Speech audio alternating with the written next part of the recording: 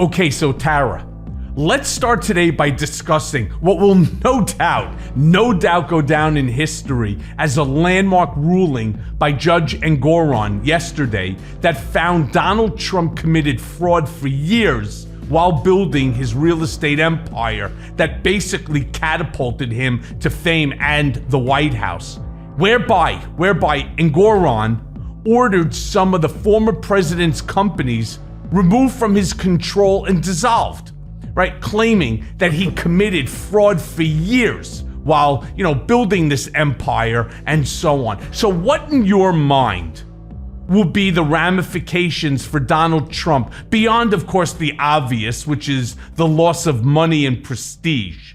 How does this affect him politically is really the question I'd like you to answer. Yeah, good to be back with you, Michael. So much has gone on. I've been thinking about you a lot lately because of the instrumental role that you have played in a lot of these cases moving forward, because you have provided such excellent insight and information to help this, to explain to people how Trump's criminal organization has been operating for decades. And it's nice to finally see some accountability. For those of us who have been following this, I just said, it's about damn time. Like, everyone has known, and it's been the worst kept secret, that Donald Trump was not an honest businessman. It's well known in New York, well known among even DC circles, but no one gave a shit. They let him get away with it because the facade that he built, to your point, of him being this successful billionaire businessman, and that is his whole shtick. That is what got him elected president. Him being beamed into the living rooms of millions of Americans over the years on The Apprentice fueled that facade of him being the you're fired, tough businessman guy. Meanwhile, he's been lying and misleading for decades. And so but at this point now, many of us warned about this in 2016. I'm from New Jersey. I say this all the time. I was very familiar with Donald Trump's record in Atlantic City, his record as a real estate developer in New York, his reputation for screwing over small business contractors in Atlantic City in particular. And Kellyanne Conway, surprisingly, was one of the first people to go on CNN. We were on CNN together back in the day when she was working for Ted Cruz at the time, before she sold her soul completely. And she pointed the same thing out because she's from South Jersey. She was like, Donald Trump he isn't for the small guy. He isn't for small businesses. He screwed them all over and didn't pay people. And, he's a terrible businessman. And all of us warned this, but it didn't matter. It shows the power of perception. It shows the power of marketing, that people relate to the repeated images over and over again. And I think that a lot of that has been baked into the cake now with Republican primary voters, to the point where it doesn't matter, because Trump has spent the last 7 years claiming he's a victim and undermining all of the institutions that would hold him accountable. He's undermined the media, enemy of the people. He's undermined the Justice Department. It's corrupt. He's undermined the judges. They're all after me. He's undermined every mechanism that our democratic republic has in place to hold people like him, professional scofflaws, accountable.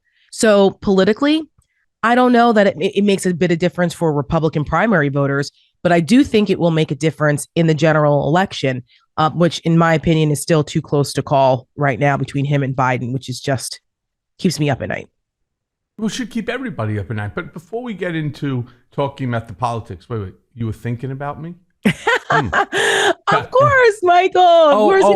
About this. I think it's look, you just celebrated your 10th anniversary, so congrats on that. Thank you. I'm actually this upcoming week celebrating my 29th anniversary. So I think, you know what? I've been a good boy for 29 years. You've been a good girl for 10 years. They do have, what do they call that? The 7-year itch. I figured, maybe you were thinking about me, but we'll put that to the side. It's okay. And even though you're from New Jersey, it doesn't make a difference. Listen, right. No offense. I like girls from New Jersey. Hey, we're the best. Jersey girls are the best. But my husband is from Brooklyn. And he's 6'2", 235 and a federal law enforcement officer. So believe me, All right, we'll leave him alone. I'm good. Right.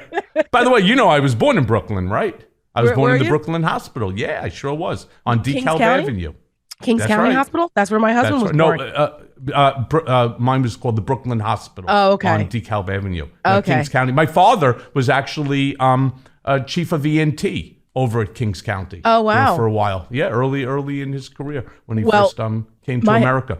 My husband's a triplet, and so that was very rare. Are they all the same size?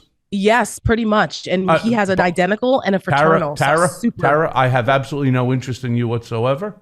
All right, I just want to be very clear about that to the three front linemen, of the football team. I have absolutely no. It's funny that you start talking about Kellyanne Conway. As you may know, I was the one who actually brought Kellyanne into the campaign. I tried to bring her in early on. I know Kellyanne longer than I know Donald.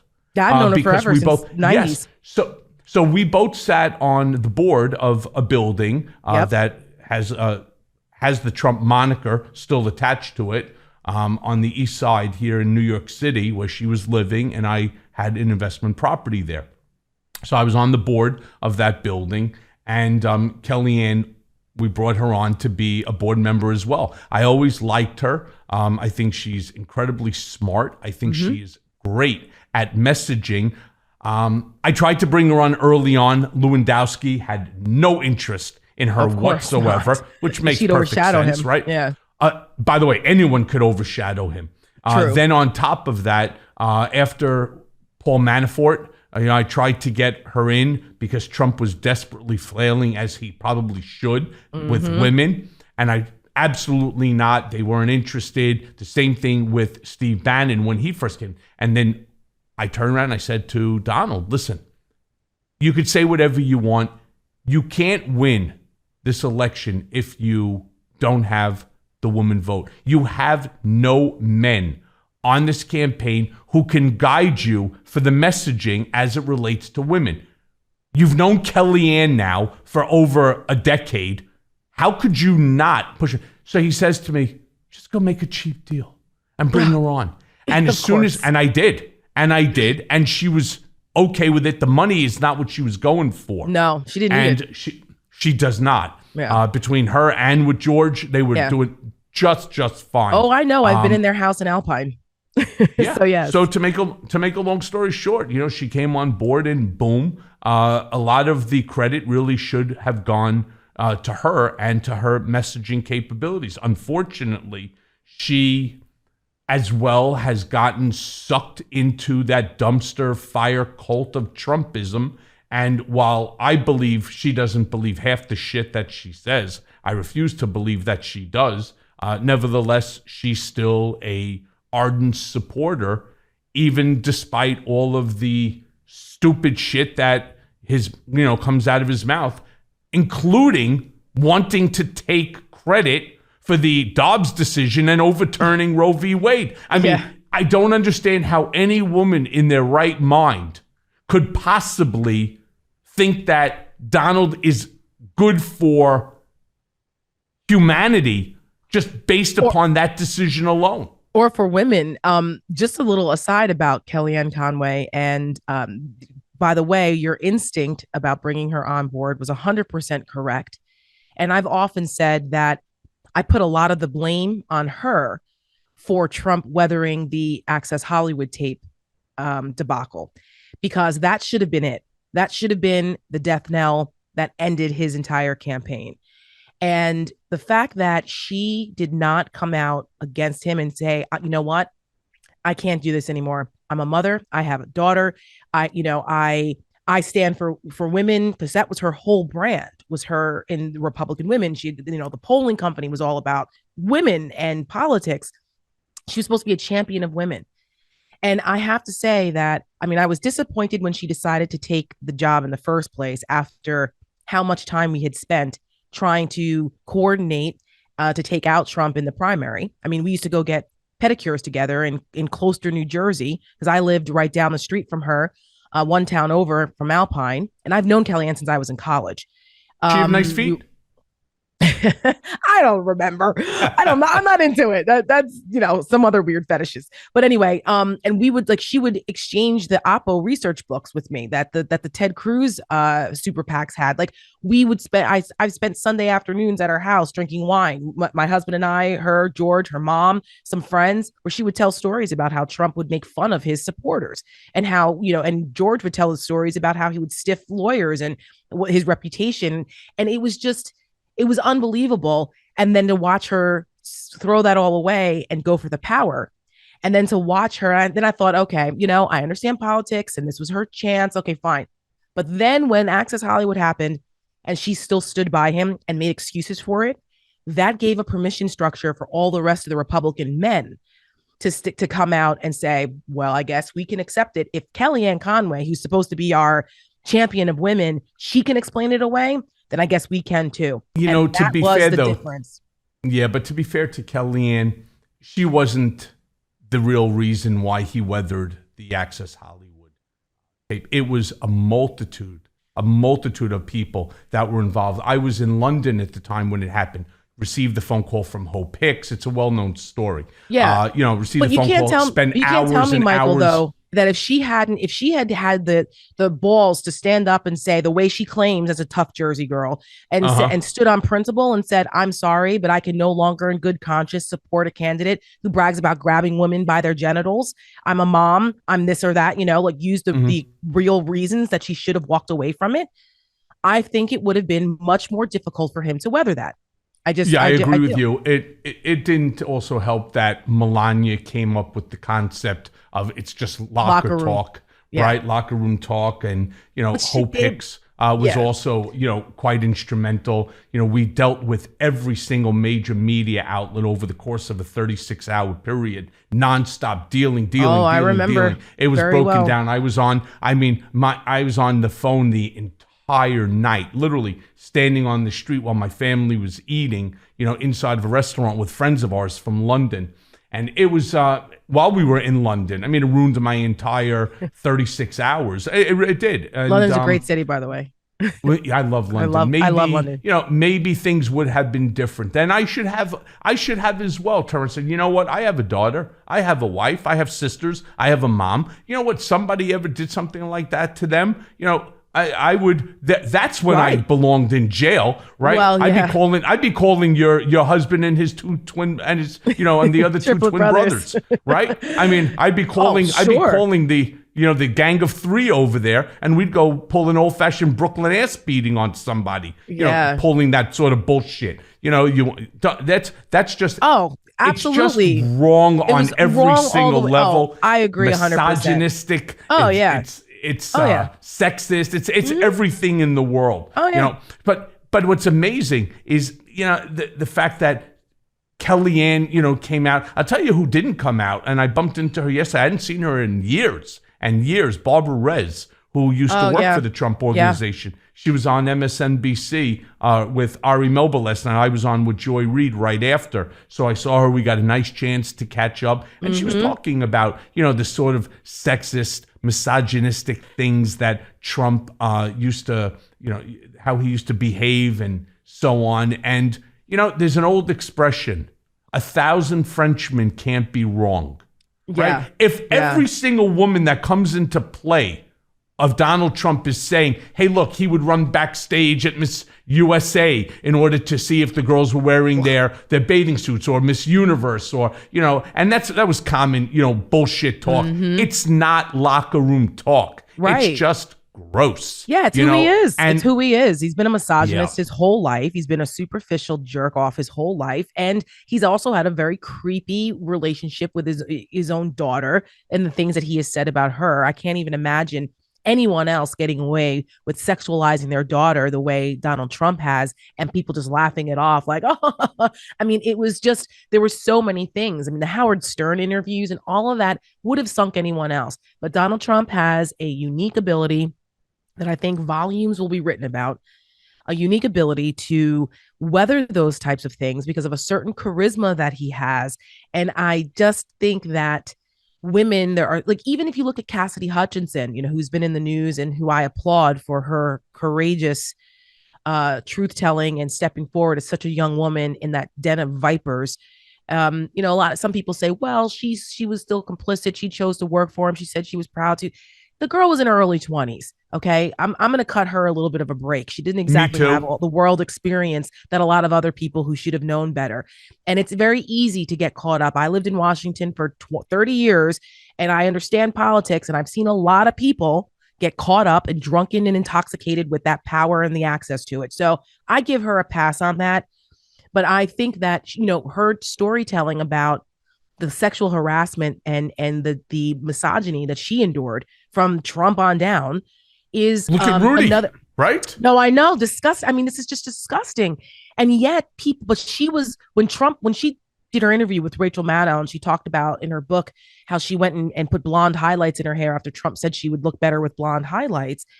That goes to show you that he has this weird ability to influence women to want to be accepted by him. I don't understand it. It's a certain toxic masculinity issue that we have in this country anyway, in our culture, which I think is a whole different discussion.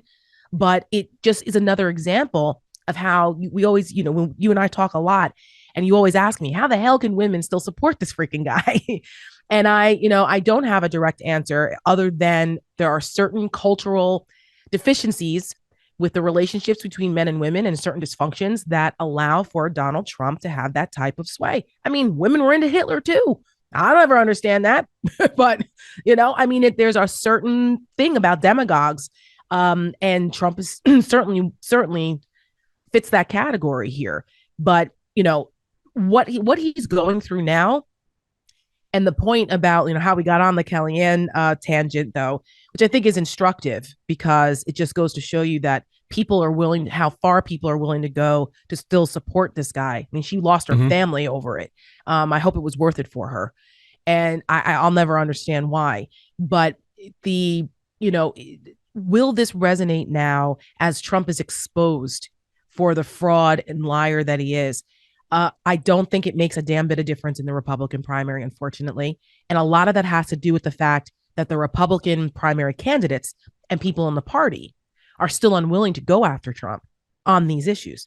If I were one of the candidates on stage, I would nail Donald Trump for how he has treated small, contractors and blue collar workers. I would have nailed him on his policies when he was when he was president, and how factories were What closing. Policies are you even talking about? Basically, to rip everything apart. You know what? Yeah, the tariffs, for example, the EPA, and how things, the EPA, right? Like, he's angry at the EPA because they had the ability to fine him. For example, when trees were taken down in his Trump National, he calls it Washington, D.C. It's not. It's actually in Virginia, but he calls it Trump National, D.C. Right?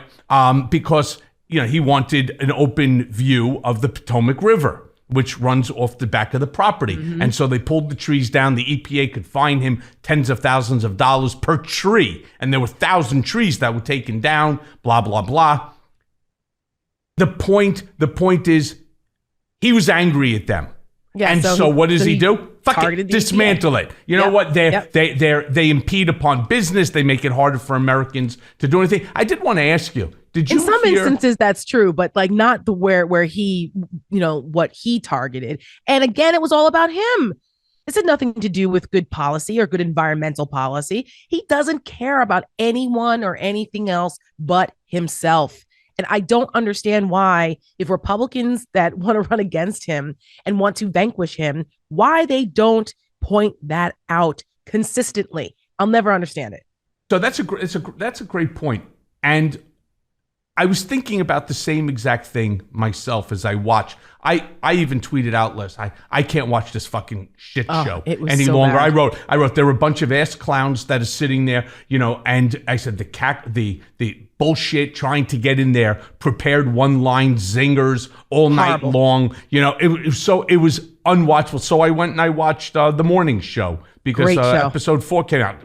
I wasn't going to sit and waste an entire night watching these idiots try to overtalk each other with Ramaswamy there smiling like Smiling Bob, the erectile dysfunction guy. I mean, the whole thing was bullshit. Like, I'll tell you what I would have done. I would have gotten up there and done the exact same thing that you would have done. I would have attacked Trump on every single thing that he did wrong. Let's start with the Access Hollywood. This is the guy who should be leading our party. This is a guy who's now asking his daughter if she wants to go to Beetlejuice. What kind of bullshit? And, you get a little reaction from the crowd. I mean, Donald saw Lauren Boebert, pulling her, her motorboat and her two-handed fist over there. So he's asking his daughter to Beetlejuice. I mean, I would be throwing all this sort of shit out there like it didn't mean anything. And the reason I would do it is because none of these assholes have anything to lose. No, I mean, they don't. They're going to lose anyway. Ramaswamy, 1%. You had the guy Bolson, I don't even know who the fuck he is, with less than 1% or 1%. Even Chris Christie at 5%. The only one that has any sort of number there is DeSantis, and there's something seriously wrong with him. I mean, he's all against cross-dressing and all of the shows associated. That motherfucker had more makeup on than the Glam Squad. Yeah, I mean, I've never seen anything. Could you imagine this guy sitting there? What an asshole. None of them have a shot at any of it. So come out swinging. Make yourself look like you're half a human being, that you give a shit about America. They all look like they were auditioning for a job. So, Michael, I have been saying this since the debate started, that this is the greatest reality show competition for second place. This isn't real. You're telling me this is the best that the Republicans can put up? Their RNC's not sending their best, okay? Because these people up here, they looked, it was embarrassing. I was embarrassed for them. And even Chris Christie, who is actually usually pretty good at this stuff. I like Chris. Me too. I mean, I'm mad at him for what he did in 2016 and how complicit he became in all of this. It's hard for me to get past that. But if we took that part out of it, I think Chris Christie wouldn't be a bad president ultimately, in the greater scheme of things. But it's just hard for me to get past a lot of what he's done to get us here. But anyway, that's neither here nor there. But he debased himself with the canned one-liners. He was doing really well on that litany of reasons why Donald was until that Donald Duck bullshit stupidity. Donald Duck, dude, come on. Right, exactly. Like, he's so much better than that. That's my point. He's so much better than that. That's my point. He runs on the fact that he was a tough prosecutor. He was a tough, governor of New Jersey and got things done in a blue state. And then you want people to take you seriously, and then you come up with the Donald Duck line. Because why? Because that's what the Republican Party has been reduced to because of Donald Trump's behavior. They all think they have to be entertainers now.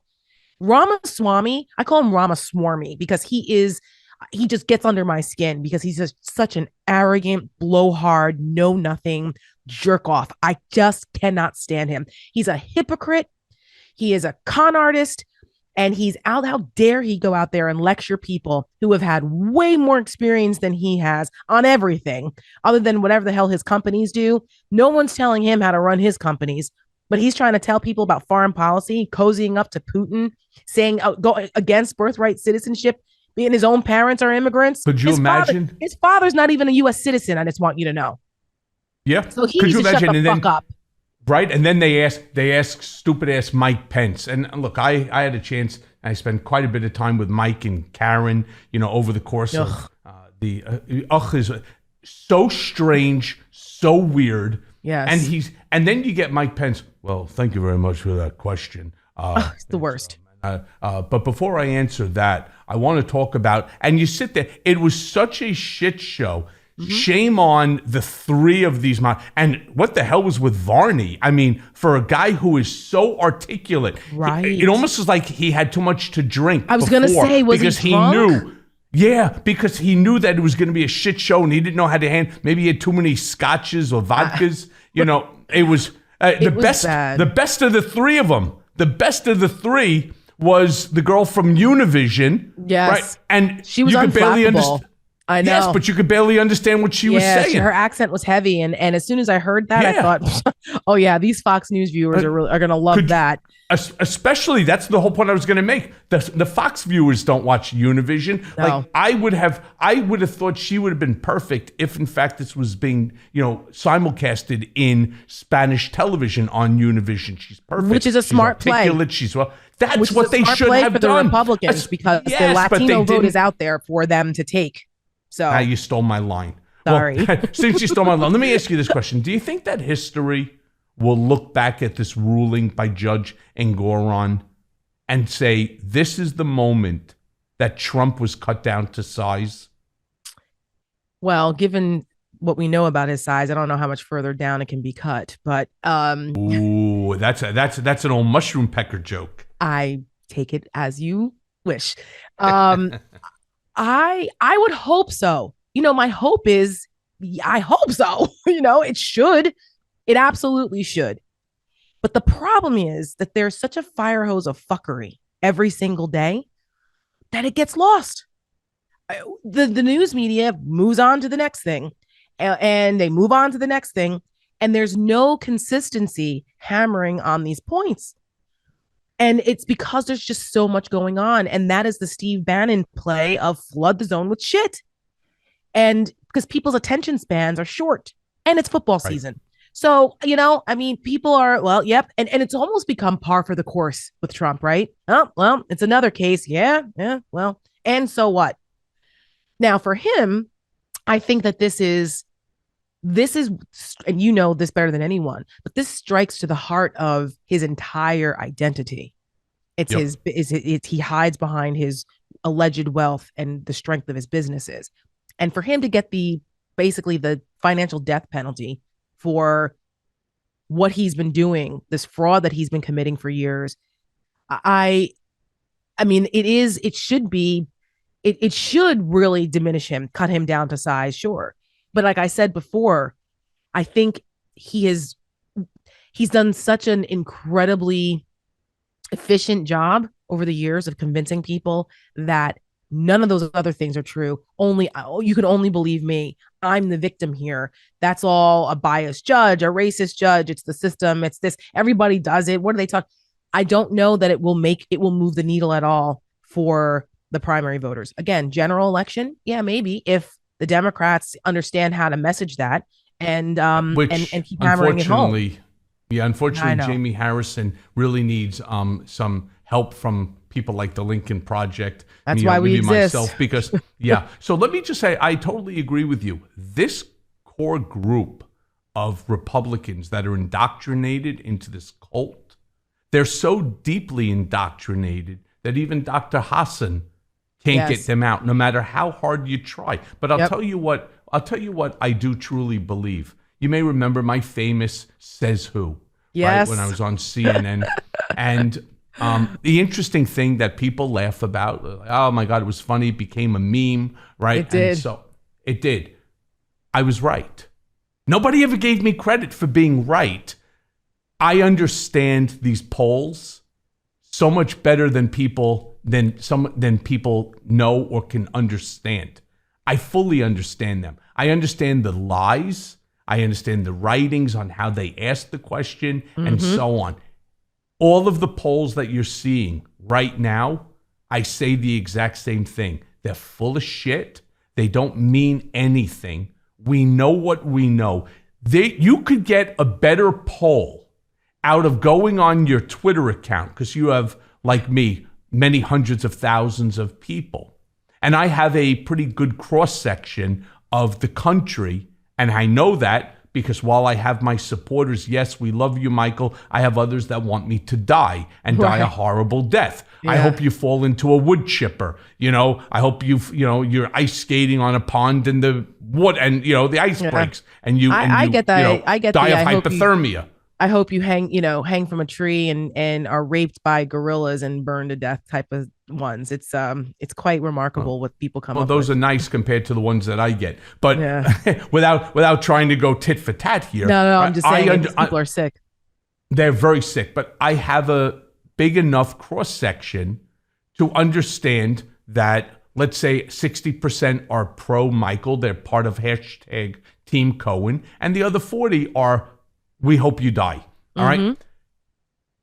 By putting out a poll, I will get a better idea of what's really going on in the eyes of America than these pollsters, because they're calling the same people. They already know who they're calling. The determination of those polls are already predetermined before you even pick up the phone, simply based upon the census of who you're going to be calling. Oh yeah, I'm going to call a Republican who has voted Republican every single available election since 1972. All right, and what am I? Oh yeah, they're going to definitely vote for Joe Biden.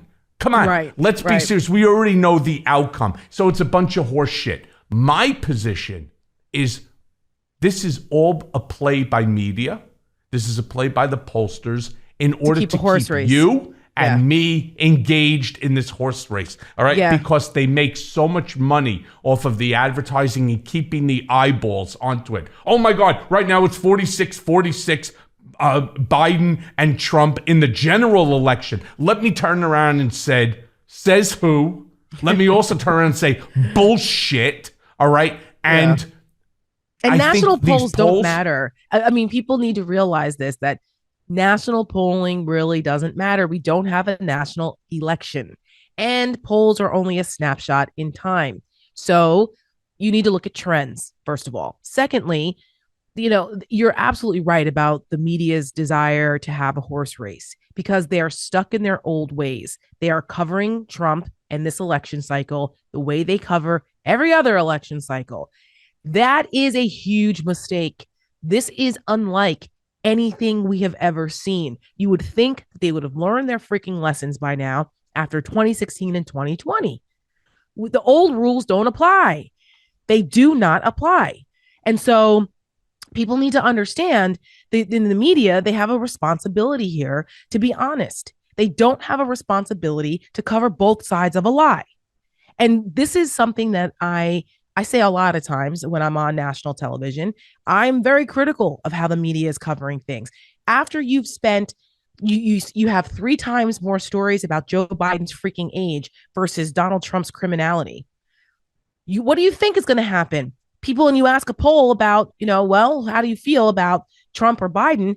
People are going to go, well, yeah, Biden's too old. Yeah, I guess Trump. It shapes the national conversation. Yeah. So they need to cut the shit, because people are not as invested in this every day the way we are. The average American does not pay that level of attention. Except the media will tell you their sole responsibilities to their shareholders, and this keeps their shareholders happy because they're pulling in the advertisement dollars. Yeah, it's a different discussion. You bring up a great point when you turn around. It's actually not 3-1; it's 4-1 that they bring up Joe Biden's age versus Trump. I would love to put out a national poll and say, how old is Donald Trump? How old is Donald Trump? How old is Joe Biden today? Can you tell me how old he is?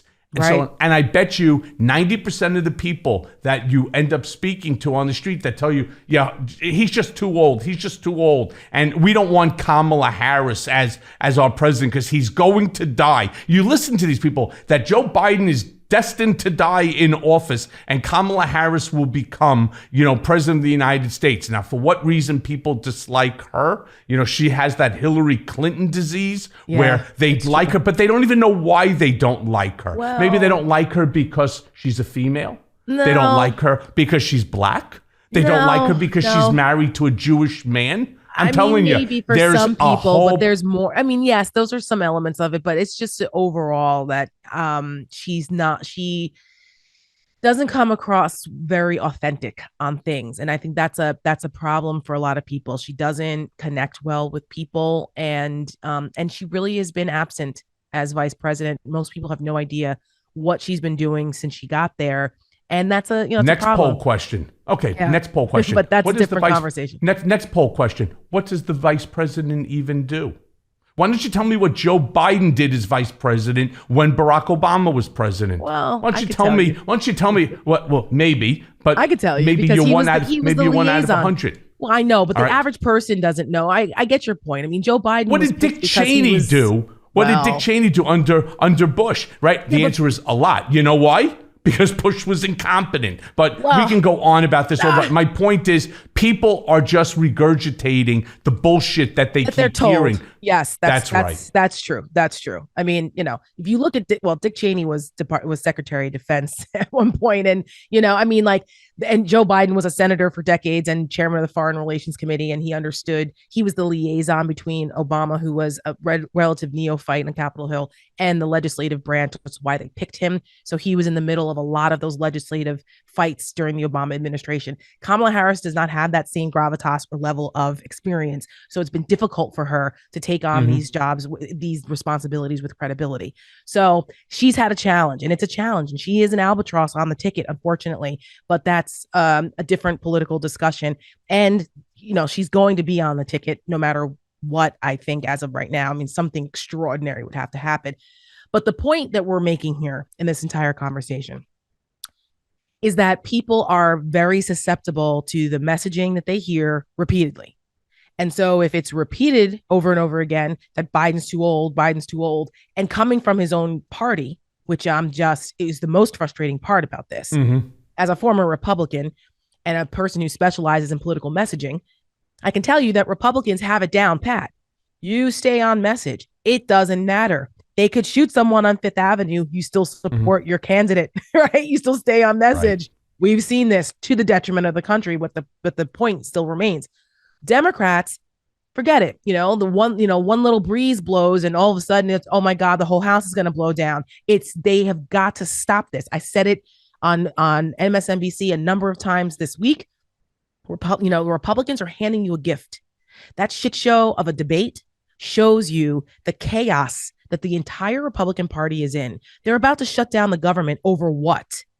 They cannot govern. These are not serious people. And yet Democrats are running around while Joe Biden is out here making history, marching on a picket line with auto workers, while he has one of the best economies we've had in decades, while he's created jobs, while he got us out of the pandemic, while he is not a laughingstock on the world stage. And he's not over here arguing over the cost of drapes in an embassy. He's over here defending democracy. You guys are bitching about his fucking age. Right? Stop it. Stop this. How about Mike Pence is sitting there and he was like excited. He got like a little Woody, thinking about, I can use my zinger. I can use my zinger. Right? So all of a sudden it's like, he shouldn't be on the picket line. He should be on the unemployment line. And he was waiting for cheers. He was waiting for an applause. And listen, you fucking jerk off. The only thing that would get you to have an applause is if that fucking fly landed back on the top of your head. Then we would have an applause, right? It stuck its landing, right? Oh, the fucking fly is back, that gigantic horse fly. My husband said that exact same thing last night. He goes, "Where's the fly when you need it?" That's all I was thinking. I'm telling you, I like your husband. Right. So let me ask you this for a second, Tara, because you posed this cryptic tweet yesterday, from Mary Trump, who was also celebrating Judge Engoron's ruling. And, Mary wrote, and it's funny. I wish I knew her. I wish I even spoke to. She doesn't like me, but it's okay. A lot of people don't like me. But she wrote in this, "I needed this today." And then you replied, "Those who know will know." So I'm curious if you let us know what Mary was alluding to in her post and what you were saying. Well, I don't know specifically what she was referring to. I had a sense of possibly what she was referring to because she has come out and admitted that she contributed to the New York Times story a lot of the financials that the New York Times used. I think it was 2018 when they had that extraordinary expose about Trump's finances and his taxes and what you had talked about concerning the inflation and deflation of the values of his properties, depending on who he was talking to or what he was applying for. And she admitted that she was able to obtain some of that information from the lawsuit she had against Trump concerning her father's will and all of that horribleness that Trump pulled when her dad died. So I I thought that it could possibly be related to just the frustration of how Trump has been able to get away with so much, and that this was something that was personal for her, what she went through with her own family and her father's legacy, and what Trump tried to do to her and her family, and finally, some hint of accountability. That's what I presumed, but I do not know specifically what it was. Understood. That seemed to be consistent for me from what I knew. Right, because neither did I. I couldn't figure it out, and I was hoping to get an answer here. Yeah. But can we just go? Can we go back to the debate last night? And I just want to ask you, because again, it goes right back to the polling. They had a bunch of people that was sitting, a focus group, so to speak. Who thought that Ramaswamy won because they believe that idiot won the first debate. I didn't see it that way. And then I thought Nikki Haley last won the night, first debate. last night, I believe that the focus group thought that Ron DeSantis won the evening. Really? You agree? Yeah. I didn't see that. I mean, that was the yeah. I didn't see that focus group, but I'm surprised at that. I'm sure DeSantis. They thought Nikki Haley was number 2. Yeah, I thought Nikki Haley, when she was able to talk, when she wasn't being shouted down by the obnoxious preening of some of the other people on that stage, she did her best to try to stay assertive and to not get shouted down. And sometimes women can be criticized for that, but I think she's been rewarded because she's the only woman up there. And you've got all these obnoxious men shouting her down nonsense, and they look like the bullies. They look like idiots. It doesn't take much, but but anyway, the fact that DeSantis, some folks thought that he won the debate, I guess would be a glimmer of hope for DeSantis's death spiral of the campaign. I mean, he slipped to 5th place in New Hampshire. He's not even bothering with New Hampshire. He's putting all his eggs in one basket in Iowa. That has never worked, by the way.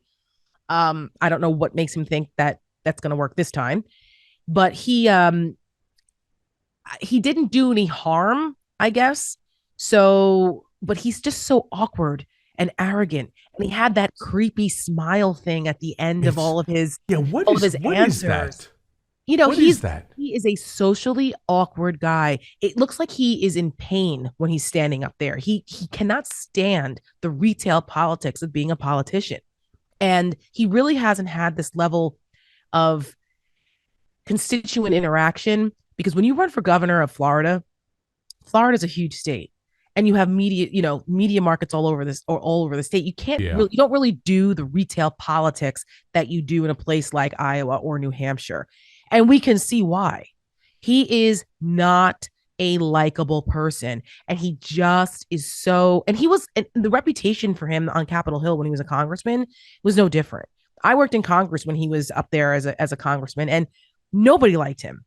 He was the Ted Cruz of the House of Representatives. Like, he didn't really have any allies. He was always arrogant and sanctimonious. I mean, I've said this before. I give Trump credit, or whoever came up with it, calling him Ron DeSanctimonious, because that's really who he is. He's constantly condescending people and whining and yelling at them. Nobody likes that. Nobody likes to be lectured to. So the guy managed to win his governor's race. Well, because it was controlled. It was more controlled, and who he was running against. He ran against Charlie Crist, who is a terrible candidate also. So, I mean, he almost lost to Andrew Gillum. Let's be honest here. He only won by 40,000 votes in a huge state. That was very, very close. So, DeSantis is being exposed again for the weirdo that he is, on top of his policies, which are just terrible. But yeah, he's just so awkward, and he's cringe. It's just so cringe. And so who's the big? It's cringe. So who's the big winner and who's the big loser last night? Your opinion? Because like I said, they believe that DeSnotnose was the big winner and the big loser for the night. I think they had it as Vivek Ramaswamy. They thought that his performance was absolutely atrocious, appalling. They thought that when he got beaten down by Nikki Haley over some of the comments that that he made, that basically she knocked him into the big loser for the evening. Yeah, well, I as you were talking, I just thought about why some folks thought DeSantis probably was the winner because he took on Trump directly for the first time. Mm-hmm. He had a couple direct to camera, Trump going after Trump that we didn't see the first time around. So his consultants or whatever focus groups that his campaign watched about the first debate and about the complaints concerning his campaign, he took notes from that and decided, well, fuck it. At this point, I don't have anything else to lose.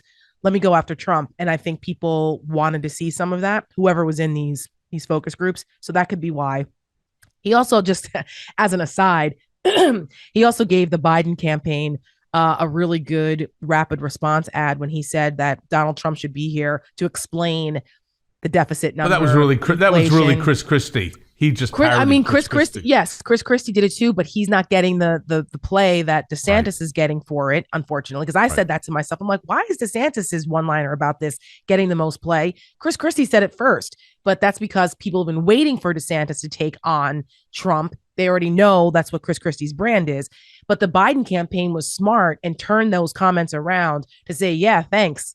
Because it basically it put the blame on the high inflation that is now down, by the way, and those in the deficit issues on Trump. So that was a smart play by the Biden administration, which leads me to say that I think Joe Biden was the winner last night. People watching this, again, they see the contrast between the way the Democrats and the way, the way the Biden campaign is handling itself. And it gives them the opportunity to set the narrative. They need to be more aggressive, in my opinion. But Joe Biden didn't incite a violent insurrection. Joe Biden did not, Joe Biden did not, let me say this again. Joe Biden is not under indictment 4 times with 91 criminal counts. Joe Biden hasn't taken several mug shots. Joe Biden doesn't have to worry about his campaign schedule in between court appearances.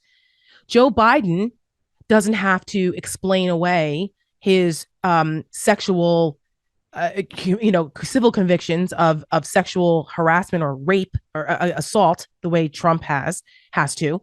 I mean, Joe Biden isn't arguing over drapes. He's protecting democracy. Like, Joe Biden's not a laughing stock on the international stage, unlike President Trump was when he was president. These are the contrasts that need to be hammered home. And you look at the way that the Republicans, what they're arguing about, the performative bullshit, the fact that they act like children, they're not governing. You got Matt Gaetz and Kevin McCarthy arguing over social media quips. Meanwhile, the government's barreling toward being shut down and hurting average Americans. I mean, Joe Biden is supporting blue collar Americans. He's not swindling them the way Trump is and has. So, this is why I think Joe Biden is the winner here, because he is the adult in the room. He's acting like a president, and this gives them the opening to make that contrast. And for the love of God, they need to be more aggressive with it and own it. Own it.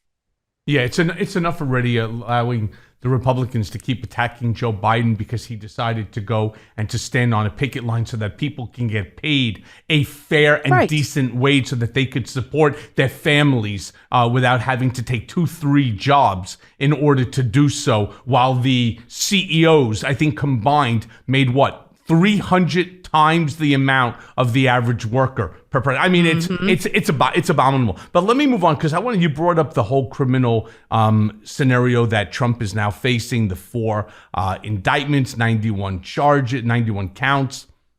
So what impact, if any, do you believe that Trump's upcoming criminal trials will have on his performance during the primary, right? So, or do you think that his nomination is already a foregone conclusion? Do you think that it'll get more vulnerable as the trials commence, that there's possibly somebody, maybe, hopefully somebody that's not on that stage, like an Asa Hutchinson, for example, right?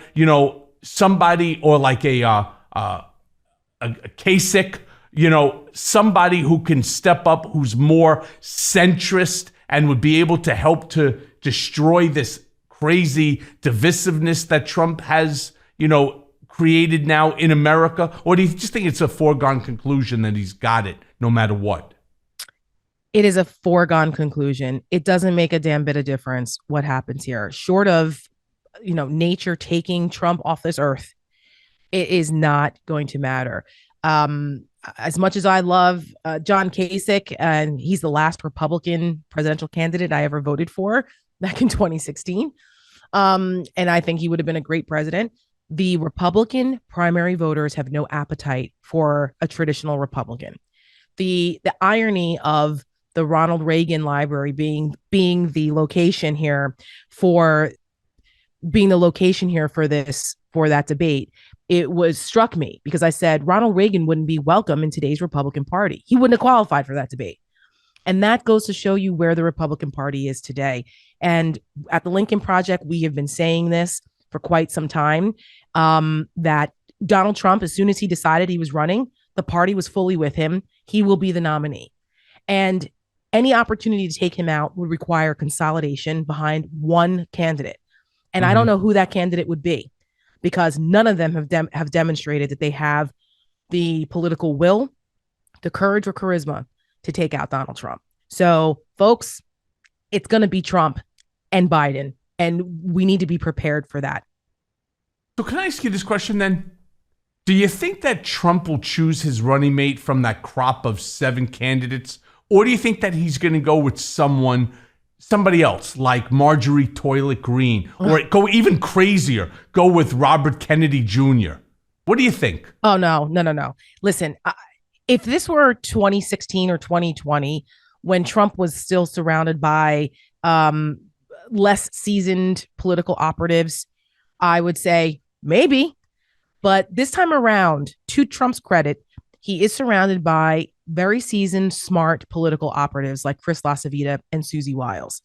They have so far been pretty smart in their strategic decisions concerning his campaign, and Trump has seemingly gone along with it. Now, they can't control what comes out of his mouth, but they can control where he goes, the venues, and some of those, other parts of campaigning. I don't see him picking anyone on that stage, and it would be only because, people are talking about Tim Scott and all this. No, okay. Tim Scott doesn't have it. He's a caricature also. Nikki Haley, maybe, but Trump doesn't want to be overshadowed, and she would lose all credibility, in my opinion, if she went back again to Trump. Again? Like, come on, honey. You was bad enough the first time. Like, you're the biggest flip-flopper ever. So I don't see that. And no one else on that stage would ever be an asset to Trump. He needs to pick someone that will not overshadow him. That will be another Mike Pence type of person that will just do his bidding. And I don't see anyone on the current stage in the current crop being in the running for that. So let me ask you this then, because in a recent Vox article, they discussed how much difficulty the mainstream press has in trying to cover Donald Trump. And in this article, Vox asserts that because of Trump's undeniable authoritarian tendencies have put the mainstream press in a difficult position. Either it describes him accurately and sounds like a partisan rag, or else it deceptively treats Trump and the Republican Party he controls as essentially normal.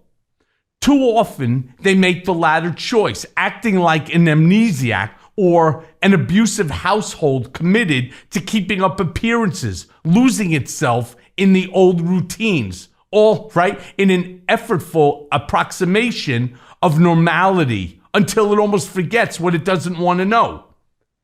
They write that the GOP debates fit that tendency to a T. It described it perfectly. Yes. All right. And I quote here, "We are all pretending that this is something like what we've seen in the past, a normal event held by a normal party, when it's actually a pageant masking the true nature of the Trump-enthralled GOP, a political vehicle for a strongman whose second term would represent an existential threat to American democracy." Do me a big favor, Tara, because Only you could probably answer this in the colorful manner that I'm looking for. Discuss this with me. How strange is it to watch the GOP play act this way? In our final moments here, Michael, I'm going to say this. None of this is normal. And part of the biggest threat, besides Trump himself and Trumpism, it has been the normalization of what he is doing and what he has done to this country. He has told us and shown us who he is, that he does not respect our Constitution or our democratic way of life in this country. And he has brought along millions of other people, convincing them that democracy doesn't matter. Trumpism does. Their grievances and their vengeance and using him as their vehicle and vessel for retribution, that's what matters. We need to, those of us who are in positions that have platforms and who have influence, we need to make sure that the American voter understands that once you lose your democracy, you're not getting it back. And that democracy is on the ballot. And trying to treat this election and this campaign and the Republican Party as somehow just a normal opposition party like we've always had for the 150 years, and it's just a difference of opinion on policy. No, that is not the case. And anyone who does treat them like that is doing a disservice not only to the American voter, but to the future of our democracy in this country. So it's really important that we never allow the normalization of this absolute insanity that is going on the Republican side. And we do everything we can to beat that back if we want to maintain a constitutional republic. Yeah, I'm so glad you brought this up, because I've been yelling this from the rooftop for a long, long time now. And it's getting some attention, but far from the attention that it deserves. Well, the good news you bring it up. Well, the good news is that at the Lincoln Project, we focus on this a lot. And the president of the United States, Joe Biden, is continuing to give speeches about the importance of protecting our democracy. And I think they get it. And that's really, really important. And Michael, I love you, but I have to jump because I have another interview in 2 minutes. 2 seconds more here, because this is really the most important part of the entire thing here. We do need to trust what Donald says. And the problem is we just ignore it. Listen to what he's saying, what you just brought up. Mm-hmm. The first thing he's going to do if he becomes president again, he wants to rewrite the Constitution. And what does this moron want to do? Probably in crayon on the back of top secret documents. He wants to rid our country of the tripartite system of checks and balances, get rid of the judiciary, get rid of the legislative branch, put all the power in the hands of the executive branch, which in essence makes him a dictator. The king, the dictator, the Fuhrer, whatever. Then he's already said, I am your retribution. I want people to understand something, and unfortunately it does get lost here.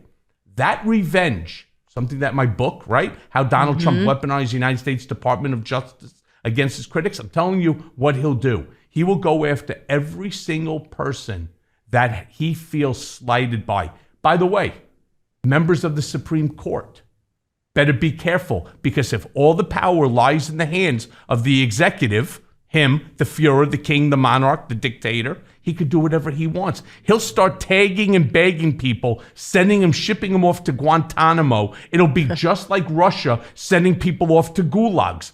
Judges, members of Congress. That's why people better wake the fuck up. And they need to wake up right now. I don't disagree. And that should be the name of your next book, Michael. You got it. Tara, as always, thank you, my darling. Appreciate you. You're the best. Let's stay in touch, because we still have a lot more work to do. I so appreciate you. I appreciate not only you when you come on Mea Culpa, but also our private, conversations. I thank you for your friendship and for all the hard work that you guys at Lincoln Project do to save our democracy. So thank you for everything. My pleasure, my friend. And let's keep up this fight. We do have a lot of work to do, but collectively, I think the righteous anger of the American people, we can make a difference. And thank so you, my we will. friend. Tara, thank you, pal.